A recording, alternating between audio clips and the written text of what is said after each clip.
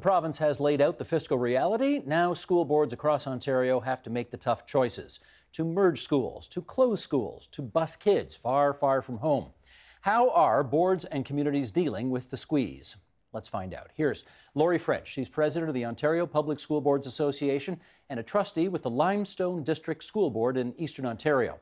Patrick Daly's here. He's president of the Ontario Catholic School Trustees Association and chair of the Hamilton-Wentworth Catholic District School Board. Doug Raycraft is chair of the Community Schools Alliance, and Annie Kidder, executive director and founder of People for Education. It's good to see all of you here in our studio once again. I want to start with the interview that we just did with the Minister of Education. Mr. Chairman, do you want to just give us your initial 411 feedback on that? Sure, I'd be happy to, Steve. Just one of the things that I want to echo what the Minister said, to my own experience in Hamilton and obviously closely involved with Catholic school boards throughout Ontario, is that the boards are really looking at this as an opportunity to renew our school facilities and as well improve program for school. I don't underestimate for a moment the difficulties in terms of adequate funding, but at the same time I think boards are listening very, very carefully to the communities and really working hard to come up with what's best for students. Madam Chair. Well, it was interesting to hear the reference to the decision-making that happens at local school boards, and I am pleased to hear that. Trustees know well the issues in their communities, and they know what's happening. They are there to work with their parent partners and their school partners, and I'm just pleased to hear her reinforce that decision-making needs to be there with the representatives from that community. At the local level as opposed to at the provincial level. Gotcha. Absolutely. Annie Kidder. Well, I think, too, it was good to hear all of the support for that. I think that there are, and the Minister acknowledged, concerns about the per-pupil-ness of the funding formula, because even when she said a third of it isn't per pupil, that means two-thirds of it is. So there's some updating that needs to be done in the funding formula. I think there aren't actually restrictions on how long kids can be on buses. So that was another thing that got said that I would quarrel with the accuracy of that. But I do, everybody's trying to work together to deal with a kind of overall fiscal situation and declining enrollment. And there are going to be a lot of bumps along the way. Just to be clear, there's no prohibition then that you know of that says students can't be bused 90 minutes to 120 minutes a day? No. And you guys may know more from boards, but there's nothing on the books that said the funding works differently depending on if the schools are farther apart, but there's nothing. There are kids on buses for a very long time, every day already. The only thing I would add to that, Steve, Annie's correct in terms of provincially, but boards do have in their own policies restrictions in terms of the amount of time. That would vary from board to board, but as far as I'm aware, most boards have that. Gotcha. Again, it's a local decision for Local sure. decision, Yeah. Okay. Doug Raycraft, your initial feedback on the interview with Missy Hunter. Well, the minister is correct when she says that school boards have the power to close the schools. The ministry does not. In fact, the school boards do have absolute power with those decisions. There's no appeal available to a community or to anybody else. However, things that the ministry does do influence decisions about closure. I mean, changes in the funding formula do that. Changes that they've recently made in the pupil accommodation review guideline have had a big impact on the number of closures that are now being considered. So it's perhaps a bit too precious to say that the ministry doesn't close the schools.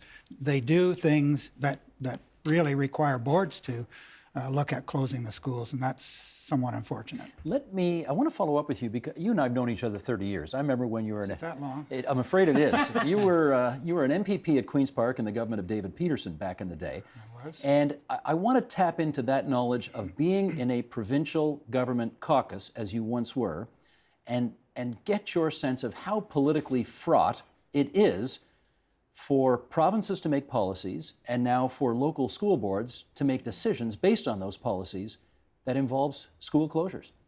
It's a difficult question to answer because education was a much different world in those days. We had county school boards across rural Ontario. We didn't have the huge district boards that were created in 1998, I think. So it was, often the concerns of school boards and trustees were brought to caucus meetings and were brought to the Minister of Education in meetings of individual members with Minister Sean Conway at that time. But as I said, it's a much different world. We didn't have the funding formula. Education was still financed by a combination of provincial grants called the GLGs. I think they were, the General Legislative Grants, that have been replaced by the GSN that you heard about in the interview with the minister. And there was still a large component of the funding of education that came from the property tax base, which I should mention there still is, because municipalities across the province do collect an education property tax, which in turn gets passed on to the school boards. They don't have any control over that. The province sets the tax rate. Provincial pot. That's true that it does, but it still comes right off the property tax. Gotcha. Okay, let's move to this issue of vacant school space in schools all around the province. Annie, based on your, I would say, vast knowledge of the way things are out there, how big an issue is this right now? Well, it's definitely an issue. You can't pretend it's not an issue. I think that it's important to look at, people's definition of vacant, for one thing. So there are things where school rooms are being used for things that don't necessarily count as used space. That's one of the problems. I think there definitely were schools that were built for a certain population that no longer exists, particularly in rural and northern Ontario. But what we have to do, I think, in terms of dealing with that reality, is really look at how the world has changed. And there are still parts of the funding formula that actually are the same as they were in 1998 and that don't recognize that change. So I don't think there's anybody out there saying never ever close a school, because that wouldn't be sensible. It's really important to sort of acknowledge that. But on the other hand, I mean, we did a report last spring on the geographic divide that really looked at how hard it is for rural and northern boards to provide all of the programs that people assume you can have in the city: a music teacher, a guidance counselor, access to psychologists and social workers. So there's some fundamental looking that we've got to do, and I think from everybody's perspective, because otherwise you kind of accelerate the problem. People don't want to move to a small town because there's no school there. Then there are even fewer people. Then you have to close more Vicious schools. circle. So I think as a province, we need to recognize how important our rural areas in the north are, and do something to try to begin to ensure that they are great places to live, and it's possible to, provide a really great education in those schools. Well, Laurie French, let me go to you, because I guess in Limestone you've got obviously bigger cities like Kingston, but you've also got smaller, more rural municipalities in there as well. How big a problem for you are vacant schools? Well, it's a challenge everywhere in the province. Certainly we have to look in every point in the province and really understand the composition of schools and what's happening. There's a lot of reference to rural and urban, but in fact, we have rural, we have urban, and we have remote, and there's a very distinct difference. Difference in the challenge, but difference in the solutions as well. And that need for creativity, boards really have to have the flexibility to be able to respond in those different situations and be able to come up with the creative solutions to provide the best programming for kids. Well, let's do it for instance here. There's a school in one of your areas that's 30% full, so 70% empty. And of course, the parents whose kids go there still want the school to stay open. How do you say to them, look, this school's almost 3/4 empty. We can't afford to keep it open anymore? What's the argument you make? Well, I wouldn't say it's an argument. It's about the review process and really understanding. I think trustees are challenged in that while they're elected by their communities and they're responsible to their constituents, they are legally responsible to the entire district. And so it's not just about that one school. We really have to look at the big picture. We have to look at all of our schools, and it's about making the decisions that will provide for the best education in each of those schools. And so part of that involves what is the enrollment at this particular school, what is the facility condition, what's happening in the area around them, and where are the next closest schools. And so you can't look at any individual school in isolation. Patrick Daly, I'll give you the first chance to respond to the following clip that we're about to play. This is once again Susan McKenzie from the Ontario Alliance Against School Closures. We heard from her during the interview with the minister. Let's see what she's got to say this time. Roll it, please, Sheldon. For those of us who have already lost schools under the revised PARG, which is the Pupil Accommodation Review Guideline, we know firsthand that the process is rigged. We have been brushed off, we've been scolded, insulted, and ignored by our school boards because we exercised our democratic right to challenge the data. I guess ever since Trump, the word rigged is very hot these days, but Okay, there's the allegation. What do you say? Yeah, my own experience, Stephen, what I've seen Catholic boards throughout the province, they're clearly listening to parents, they're engaging them and the broader community extensively throughout these discussions, and they're listening very carefully to the recommendations that they come forward. That would not be my experience. I'm not sure of the specific examples that she's referring to. But if I can just add to your comment or question, if I could, to Laurie. About 15 years ago, when our board really took a serious look at excess capacity, I was guided by and read a letter that the newly instated Cardinal of New York sent out to the pastors at that time. And he asked them to imagine that there wasn't a church in the entire archdiocese, and for them to tell him where they would build them today. And for me, that's the great challenge that we faced in school boards across the province, because when enrollment declines, demographics, small families, that boards have been experienced that the schools in many cases are not where the children are. And if I can use Hamilton as an example only, you know it well, we've built roughly 17 schools in the last 15, 20 years or so. We've closed about the same amount. And my understanding is provincially in the last 3 or 4, roughly 240 have been closed and the same amount have been built. So I think the real challenge is making sure that the schools are in the right locations where the children and the families live, and that they're built in such ways to meet the needs of children in today's world. Doug, can I get you to comment on that issue, that the process by which we consider school closures, in the view of the woman we just heard, is rigged? Well, the process we have now was introduced in 2015, and it's much different than the process that existed before. Prior to 2015, when a school board did an accommodation review, they looked at the value of the school to the community, the value of the school to the local economy, the value of the school to the pupils, and the value of the school to the school board itself. The first two of those criteria were eliminated with the 2015 revision to the guideline. By the province. By the province. By the province. So they don't that's take into right. account now? So the value of the school to its community and to the local economy is no longer a factor that school boards are required to do. Is it a mistake to eliminate those criteria? Absolutely, because all across this province, there are municipalities and rural communities that are working hard trying to build their local economies. And I think particularly of schools, of communities where there is just a single school. If you close that school, as Annie said a while ago, not only are new families not going to choose that community to locate, families are likely going to leave to go to a community that does have a school. So closing a school in a single school community has an enormous negative effect on the local economy. The PARG doesn't allow the consideration of that, and I think that's really unfortunate. Actually, I'm not sure the PARG doesn't allow it. The PARG establishes a minimum. I've got to say, we hate acronyms here. Okay, the PARG is the Accommodation Review Guideline establishes a minimum standard for school boards to follow. I think school boards are probably still free to consider those two factors if they choose to or chose to. But they're not obliged to. I haven't heard of a single one that has done so. Can I interrupt for a second? I mean, I think that definitely is true, and the guidelines definitely changed, but this goes back to the rock and a hard place for school boards, that it's one thing to say, I am going to consider the local economy and the local community, as should we all, but because there's no extra funding that comes into saying, for school boards, you know, to say we considered the local economy and the community, and it means we must keep this school open, so please now give us more money because we've made our case.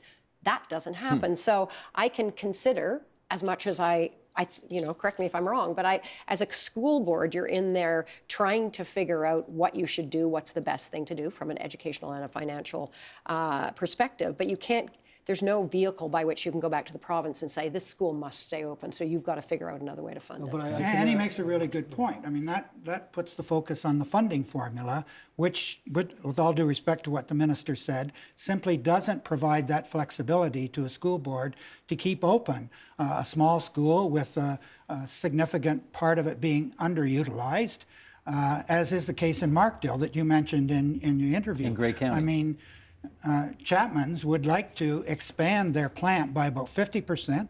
They employ about 600 people. They'd like to ramp that up to 900.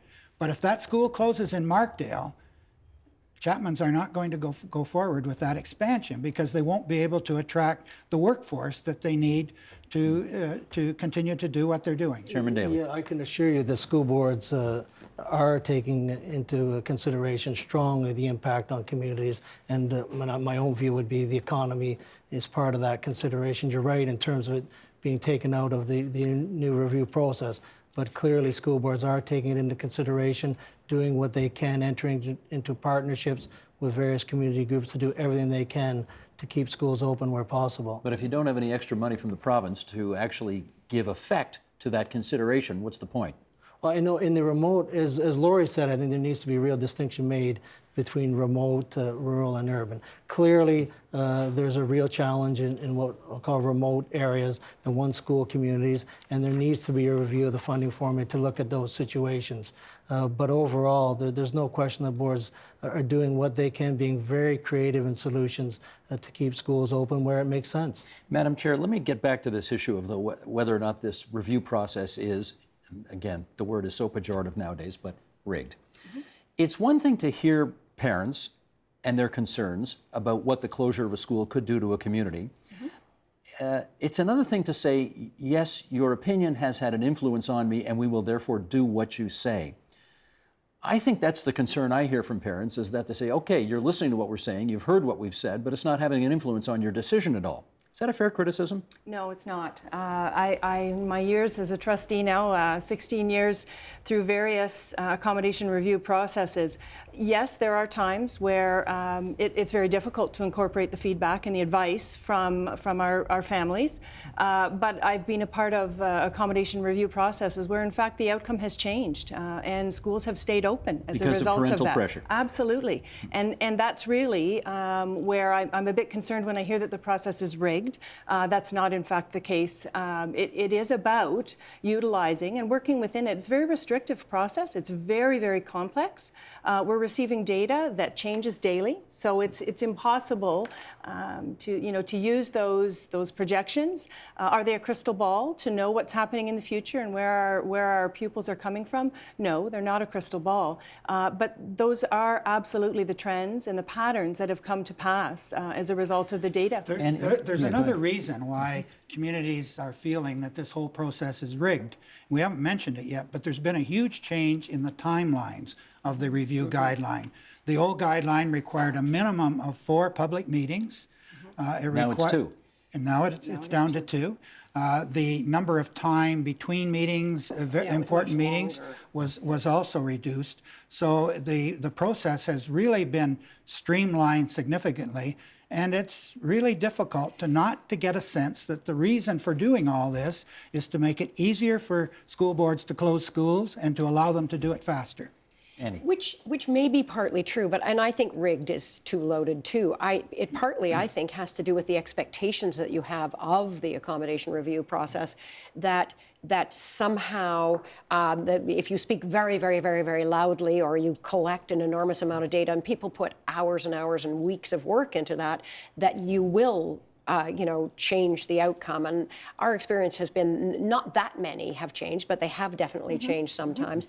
But I think that people sometimes on the committees or parents outside in the community have an incorrect expectation that what they say will go. And now part of the process, which has changed, which is sensible, is the board has to actually make clear at the beginning of the process what their recommendation is, so that they're actually working from a known. And there used to be this idea that it's like boards knew all along, but they didn't tell us, and we went through this process. Now that's not true, that happens. I think the other thing in this, which is a little bit frustrating, Doug and I both sit on the Premier's Advisory Committee on Community Hubs, that there's a kind of in the meanwhile problem here, that there is some effort in Ontario to make us work more effectively in a more integrated way across systems, so municipalities work better with boards, so that levels of government up and down and sideways all work together better, so that when we're thinking about our kind of public assets, health, education, all those things, that we're better at sharing facilities, at working together. And there are, like, Hamilton, shining example, there are really great examples all around the province of this happening, but they're not kind of institutionalized. Lots of time they depend on kind of local heroes to do it. It's hit and miss. Well, yeah, it's definitely hit and miss because it's not kind of built into our structure. And I think that that's one of the problems too that we have to look at in order not to just say, well, too bad for your small town, you don't have enough people, we have to close the school. Let me pick up on one thing you said there, which is community hubs. There are people, obviously, who see these community hubs as the salvation to keeping their schools open. Tell us, first of all, for those who don't know, what a community hub is and whether you think it is an option for many of these schools that are on the vulnerable list. Community hubs are a great opportunity. At the same time, they are part of a system, right? They are about partnerships and interministerial work together. Unfortunately, they are sometimes confused as the solution to keep a school open. What are they? And I think, well, community hubs really are a partnership of community services that can be co-located. And it's not just co-location, it's about integration of services. So services are available for families and folks in a community. Where that gets dicey or challenging sometimes is that if there's space in a school, let's bring in a bunch of rental partners, and that's not going to save a school. At the end of the day, the programming has to be viable for the students first. Community hubs are not just about education as well. Community hubs may in fact not even involve a school in some communities. It may be just that collection of system partners. There's so many policy issues that are related to how to make a community hub successful, funding cycles, capital planning, all of those pieces that have to come together. So community hub will look different in every setting, and there's some wonderful examples. The point is we have to be clear that they are not the solution to keeping a school open that is in fact looking at numbers that are too low. Sorry, well, now everybody wants to add one thing. Sorry, Patrick, then Andy. If I can just add one quick thing to what Laurie said, and I agree with everything she said. One of the other challenges is capital funding. You know, you could have a number of public organizations, institutions interested in leasing long-term part of a school building, which could work very, very well, but they don't have the capital funds to make the necessary renovations. So I think that's one of the things we have to continue to look at.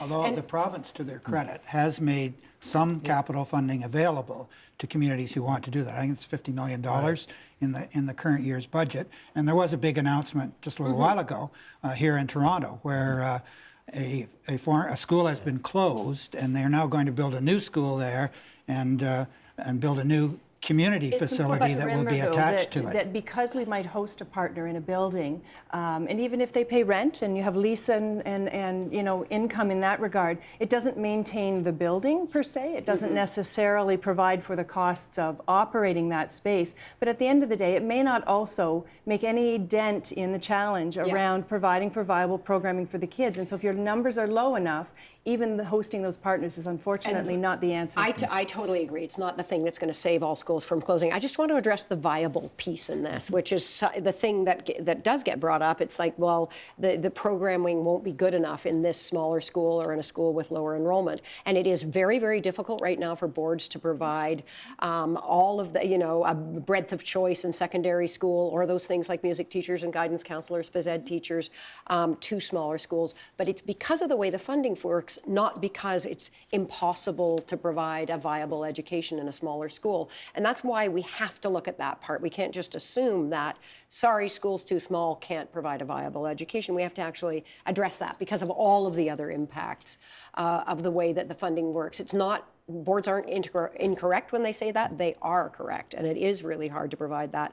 But that's why there's some core issues we have to look at in terms of the reality of where people live, as you've both said, and where we have schools. Doug. Well, around Laurie's comment about hubs not saving schools, probably, sure, they're not going to save them all. But if the driving force behind a recommended closure is surplus space, and if that space can be used for the delivery of other public services, either by the municipality or by other agencies, then that argument about surplus space being the reason for closing the school can be eliminated or at least reduced to considerable extent. Can we do an example of that? It could save some. Let's do an example. You're from Southwestern Ontario. Do you have an example in your community of where a former school is now successfully used as a community hub? There are schools that have become community hubs, but not until after the school has been closed.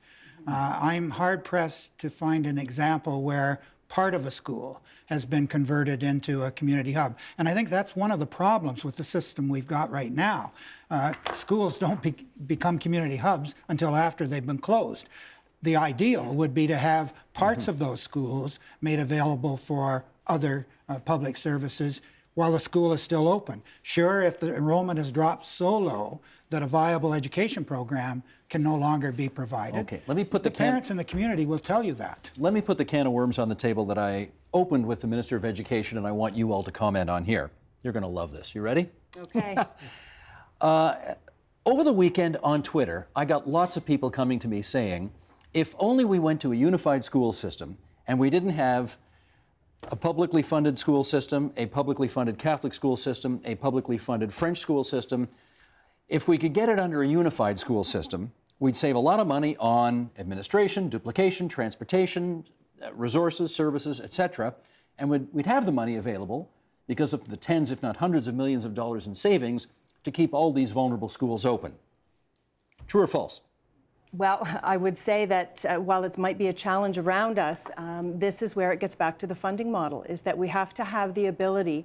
We have a number of examples already in the province where we have partnerships happening together. We have transportation. We have public and Catholic. Absolutely. We have transportation consortia. We have co-location of schools. I was able to visit the north this fall and northeastern Ontario, and 3 different schools in one building in Kapuskasing. Outstanding partnership to be able to utilize the space in a way that supports achieving on the curriculum piece. I think this is where, when we consider what the minister said earlier about the funding model and some of the changes that have occurred in that remote and rural top-up funding that's gone away, we have to get back to, and what we've advocated for in the Grants for Student Needs consultation this year, is we need local priority funding. We need to be able to look at each individual community and see what the needs are and be able to address those issues individually. Let me follow up with Patrick. You're going to love this question, Patrick. Yes, I'm sure.